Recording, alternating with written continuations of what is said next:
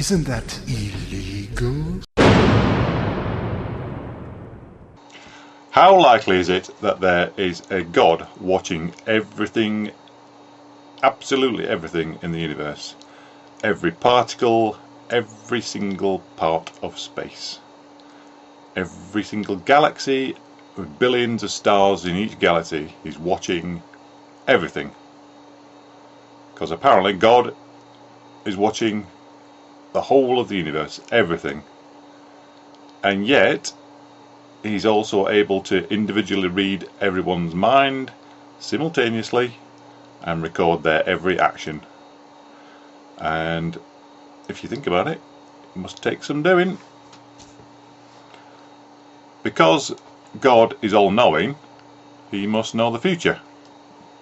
But that means that He knows what everything has done, what everything is doing, what everything will do for every single second of the universe's existence. He must know everything. To do that, He's going to need to store or have made a copy of every particle that there exists in the universe and store that record somewhere. And he's got to store it again and again, one copy of the entire universe for every second of time, past, present or future, until the end of time. How likely is that? I'm going to juggle some numbers for you, and obviously some of these numbers are going to be the best estimates from science, but the size of the results is going to reveal that even if we're wrong by several orders of magnitude, there's still going to be some pretty mind-boggling figures coming out of these calculations. So let's take one exact copy of the universe per second.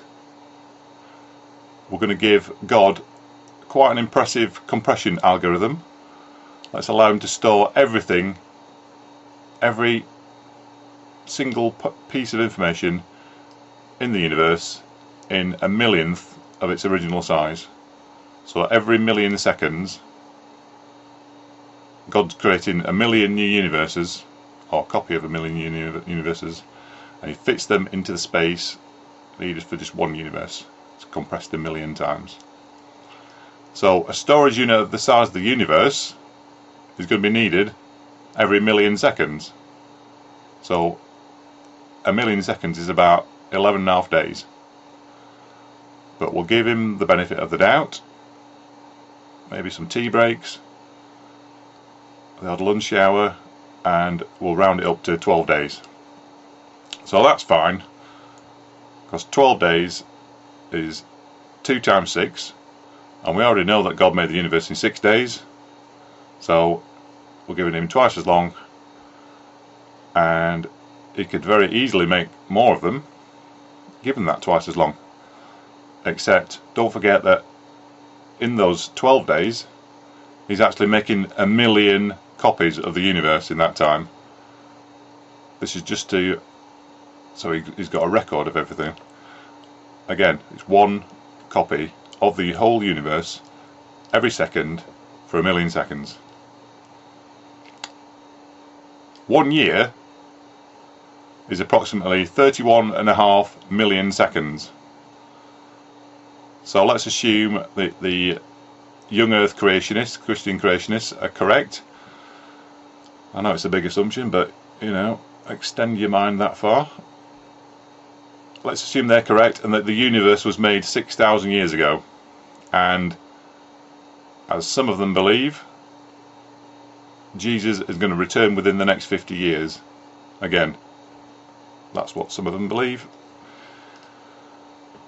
God, therefore, He doesn't actually need to know what happens beyond that point, because time is going to end then, or at least there's not going to be very much for him to do, because everybody's going to be raptured or killed or whatever happens. Read Revelation. So we've got 6,000 years in the past, 50 years in the future, 6,050 years. Remember, there's 31.5 million seconds a year. That's 190,575 million seconds. But we'll round it up, or round it down, sorry, and we'll call it 190 billion seconds for convenience.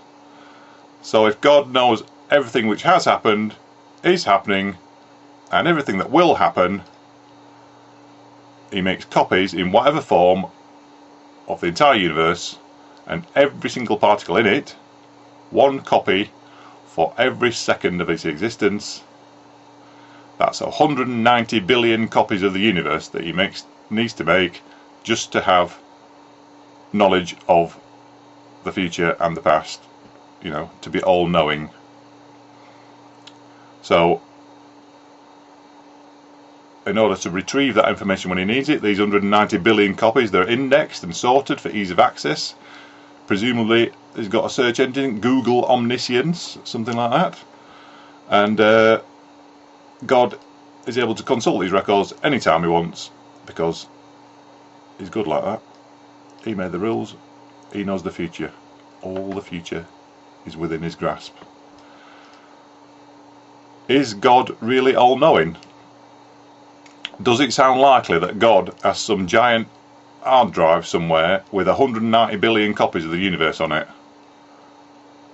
It's going to be running some mega shit operating system to keep up with it as well. He's not going to be running Windows, that's for certain.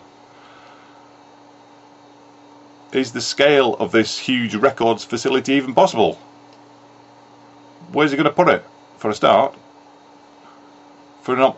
Obviously, if he's omnipotent, all-powerful, he can do it, which is fair enough.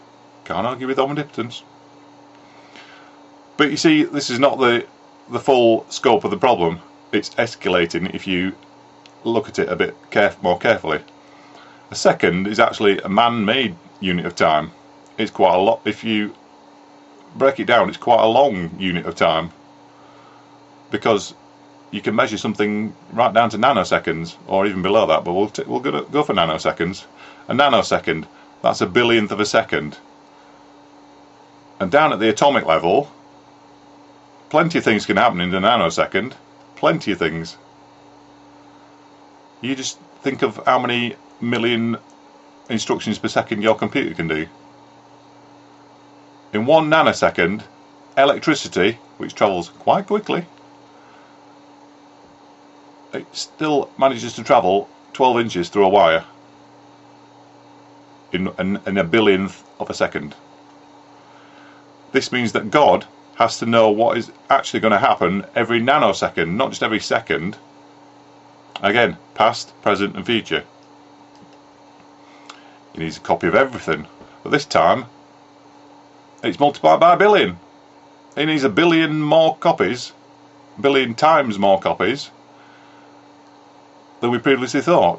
So 1 billion copies per second, and remember we had 190 billion copies when it was only 1 per second, so multiply it by a billion, we've got 190 billion copies of the universe, just so that God can be all-seeing and all-knowing. And we only arrived at this figure because we assumed a low end of 6,050 years. Science, that's real science we're talking about, not this young earth creationism. Science actually estimates that the universe is 13.7 billion years old, which is 2.25 million times older than the creationist view, times which we said was 6,050 years. So let's multiply that again. Multiply everything that we've got so far by 2.25 million. After that, we find that God needs to have over 400 million billion. That's a number 4 with 26 zeros after it. That's how many copies of the universe God would need just to know the past, the present and the future of all things. That's a big number. Remember, that's copies of the universe. Think how big the universe is. There might be 100 billion stars in our galaxy. That's just one galaxy, the Milky Way. Multiply that, again this is where the estimate comes out, by just a ballpark 100 billion galaxies, say. in the universe. And again, that's just working out how many stars God has got to monitor. And stars are quite big things. He's got to monitor every single subatomic particle of the whole universe for billions of years. You know, and there's a lot of particles in a star, more than 2 or 3. So the number of particles in 10,000 billion stars needs a lot of monitoring, a lot of recording. You know, God's going to be very busy. You think he's going to have time to read your thoughts and wonder if you've been good or bad? This is getting ridiculous. This is the scale of omniscience. Sorry. They're just the two things, omnipotence and omniscience. They're just becoming meaningless. God has turned into the biggest and busiest public records clerk ever. He's just going to be filing things away for the rest of eternity, just so that he can be all-knowing. God is not all-knowing. Even if God existed, he wouldn't be all-knowing. And if he isn't all-knowing, then he isn't all-powerful. And if he isn't all-powerful, what is he? He's not God. Isn't that illegal? Censor your kids' ideas, censor your child's inspiration, censor all that. Expect a really heavy return spring, because you know what? That kid's going to turn her on you, and you're never ever going to have a part of his life again. Casting off the chains of the world. But enough about me.